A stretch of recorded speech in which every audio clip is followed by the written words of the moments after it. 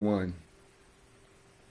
Good morning and thank God for another day, and it's happy Father's Day to all the fathers and dads out there.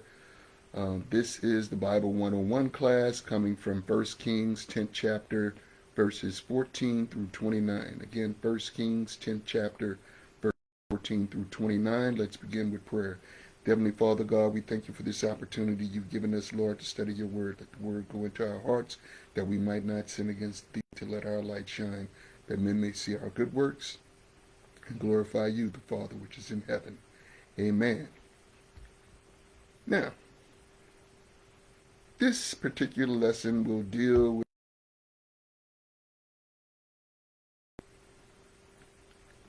two things regarding this passage. We're talking about earthly possession, and we know things of this world pass away. Two,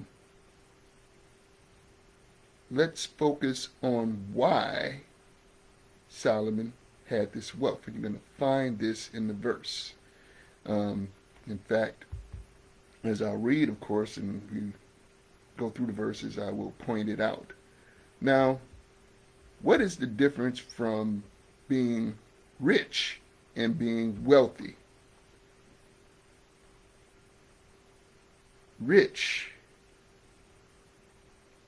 is excess. Wealth is proper perspective of value. Now, what I mean by proper perspective of value, a person can be wealthy without being rich.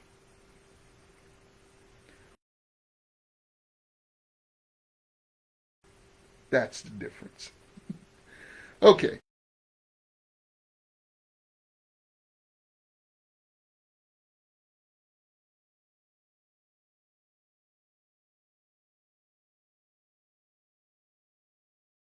Men and of the traffic of the spaceship spice merchants, and of all the kings of Arabia, and of the governors of the country. And King Solomon made 200 targets of beaten gold, 600 shekels of gold went to one target.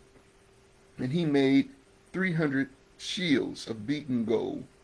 3 pounds of gold went to one shield, and the king put them in the house of the forest of Lebanon. Moreover, the king made a great throne of ivory and overlaid it with the best gold. The throne had 6 steps, and the top of the throne was round behind, and there were stays on either side on the place of the seat, and 2 lions stood beside the stays. The 12 lions stood there on one side, and on the other upon 6 steps. There was not the like made in any kingdom. And all the king Solomon's drinking vessels were gold, and all the vessels of the house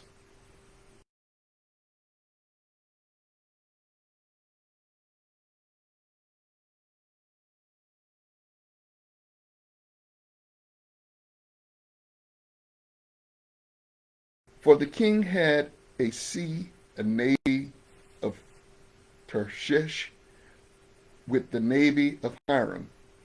Once in 3 years came the navy of Tarshish, bringing gold and silver, ivory, and apes and peacocks. So King Solomon exceeded all the kings of the earth for riches and for wisdom. And all the earth sought to Solomon to hear his wisdom, which God had put in his heart.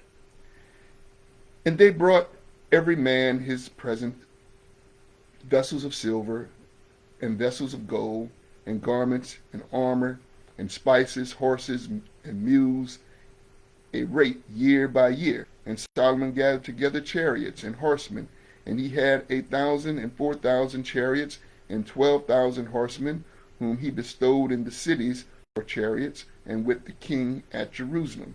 And the king made silver to be in Jerusalem as stones, and cedars made he to be as the sycamore trees that are in the vale for abundance.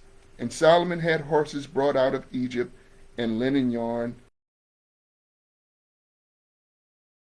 at a price, and a chariot of Egypt for 600 shekels of silver, and an horse for 150, and so for all the kings of the Hittites and the kings of Syria did they bring them out by their means. So this is in regarding Solomon's wealth. Now in verse 14, I want you to see what the weight added up to. It added up to a very ominous number, which is 666. That's because if we put our heart and our desire to riches, that's chasing the world. And it's going to end up bad. It's going to disconnect you from God. You won't have your vertical integration. You'll be horizontally integrated with the world, wanting what you can touch, see, feel, taste, and that will be your heart desire. Instead of your heart desire toward God, who will give you the wisdom, make you wealthy, because riches has nothing to do with wealth.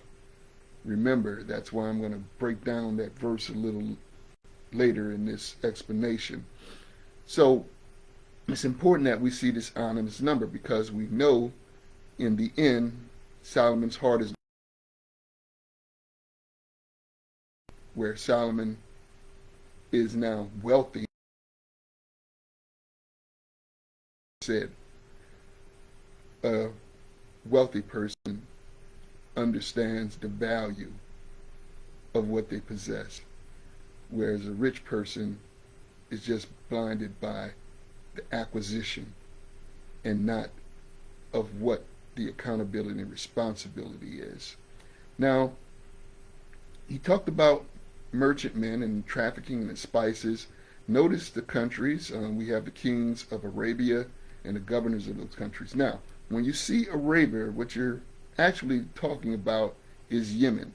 I might have mistakenly called that country Iman by accident, but it's current day Yemen, basically the Sinai Peninsula. And you have to understand that Egypt was the African power there. You had Egypt, which was Lower Egypt. When Egyptians or Africans talk about Lower and Upper Egypt, Lower Egypt is actually the one that comes in contact with that Middle Eastern world. Upper Egypt comes in contact with its source, its original blackness, its original source of where it came from. Remember, the word Africa is derived out of the Ka.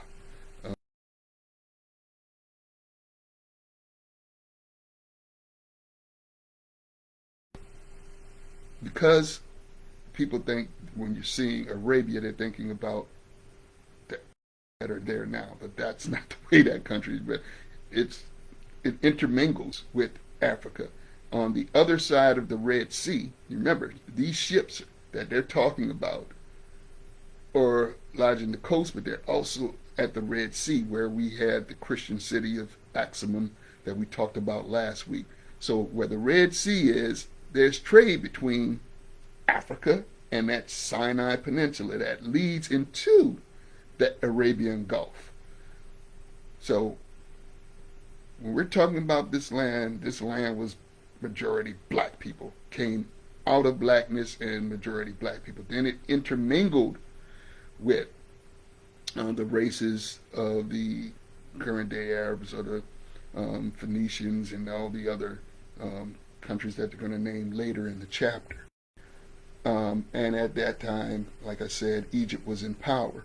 So this was an important thing. Now you notice that We talked about how the gold and the metals and the spices were used.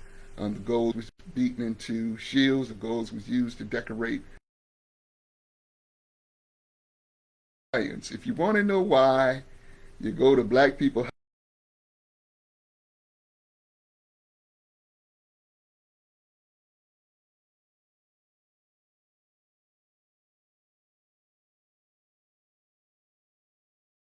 the way back. I shouldn't have to tell you. You know the Sphinx. It's the lion body with the pharaonic pharaoh head. But everyone knows that originally it was a lion, and that head was put on. So over time, and go study history to find out why and why it was done and what it may have led to. But the lions, of course, represented dominant strength, power. The lion is used in Matthew. Matthew is called the Gospel of the Lion. So that is important. It also foreshadows or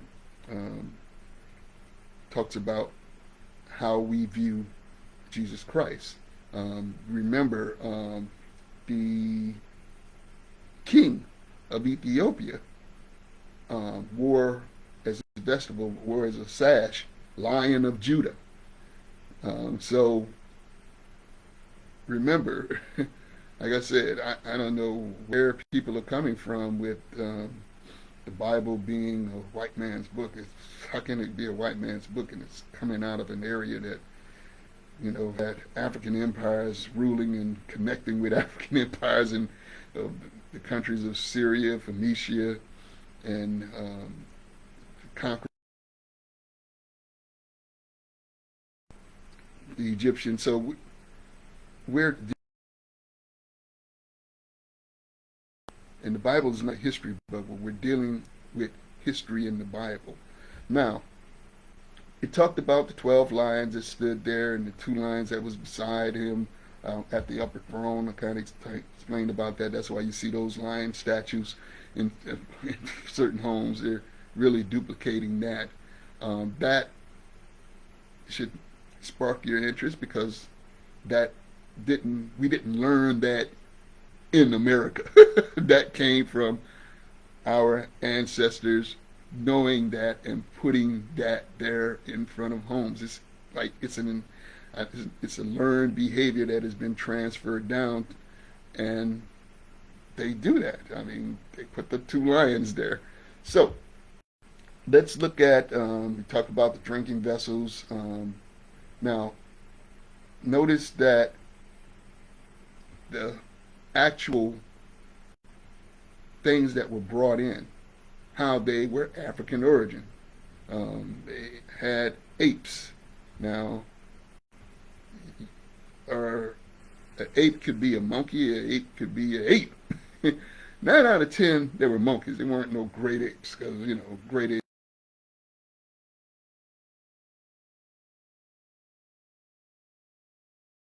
probably even more with the strength of 10 men. Nothing to play with. Even the chimpanzee is powerful. So, but these are the items that were brought in. Now, when you see ivory, throw everything else out the window. That's out of Africa.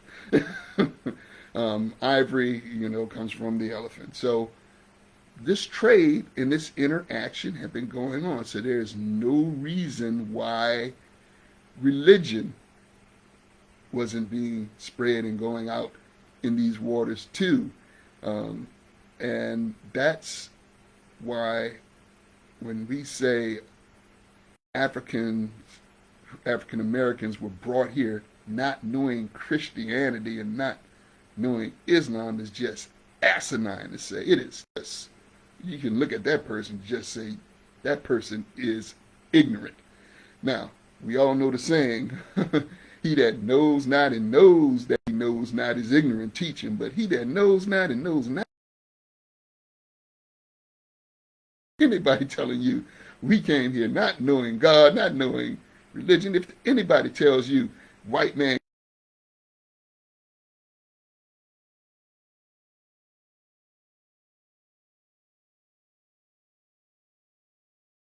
races. I'm just trying to re-educate my people to get back their spirituality of God. So I'm teaching, and I'm not preaching. So I'm going to say things like a teacher. Now, notice in verse 24, excuse me, in verse 23, that's where you start getting into the difference between wealth, having your heart towards God and letting God prosper you, and knowing the value of what you have and being accountable and responsible for it, versus being rich. So it says in verse 23, so King Solomon exceeded all the kings of the earth for riches and for wisdom. Wisdom, doing wisely, being skillful. And all the earth sought to Solomon to hear his wisdom, which God had put in his heart. So, remember, God is the one that can change man's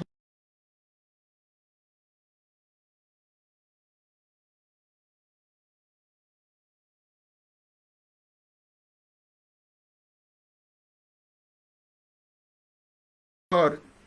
Heart was put in him. That the knowledge and the wisdom and understanding that is godly was put in him. Now, because he has that, he can interact in worldly wisdom.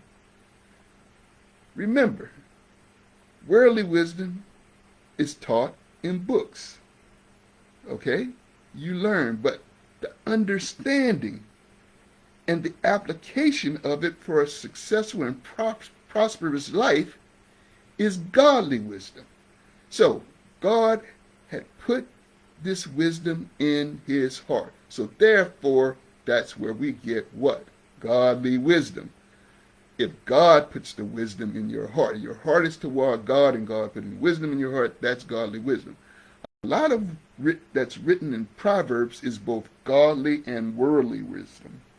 Okay? However, if your heart is toward God, seeking that vertical integration of the Spirit with God and God's Spirit in you, guess what? Your wisdom is going to become godly. Even what you learn in the world is led by who?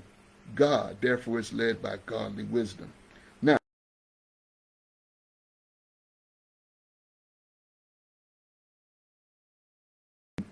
Now, verse 28, Solomon had horses brought out of Egypt. Now, I try to understand kind of where this application of horses came from. So I do know that the Egyptian empire was conquered by the Hyksos, and the Hyksos had chariots with horses, and Egypt had footmen. But they advanced the chariot and some way got a whole lot of horses. Why? Because it's a trading city. They have ports. They had ports in Alexandria, ports and where the Middle East connects with Egypt. Then you had the Red Sea ports. So trading and getting horses were no problem. And that's how I believe it's the 18th dynasty, came into power, because they had mastered the horse and the chariot better than the Hyksos who had came down with it. So the chariot is very important because the chariot is power. Think about, first of all, a horse is powerful in itself and it's pulling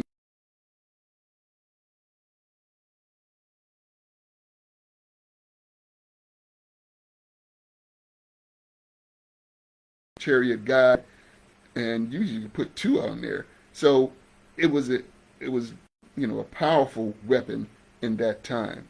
So Solomon had access to this. Therefore, he had what? Worldly protection. He had an army. He had chariots. And that's what they're discussing here. And now you see where it says Hittites, Syria. Remember, if Egypt is ruling this area from Egypt all the way up to present-day Iraq, they have stayed the powers of the Hittites and the Syrians. who are now vassals to Egypt, just as Israel was a vassal to Egypt at the time of Solomon. And what do you mean by vassal? In other words, there's a just like the United States. The United States has very rich countries that they have military of military importance, that we have naval bases and army bases and air force bases. Well, it's the same thing here. Think of it as Israel is like at this time the Philippines, where America.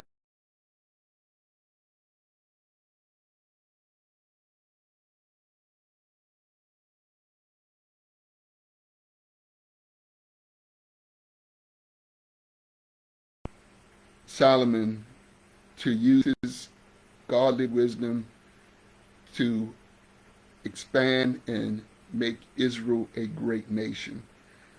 So I hope you enjoyed this brief overview of 1 Kings 10 chapter verses 14 through 29, dealing with Solomon's wealth.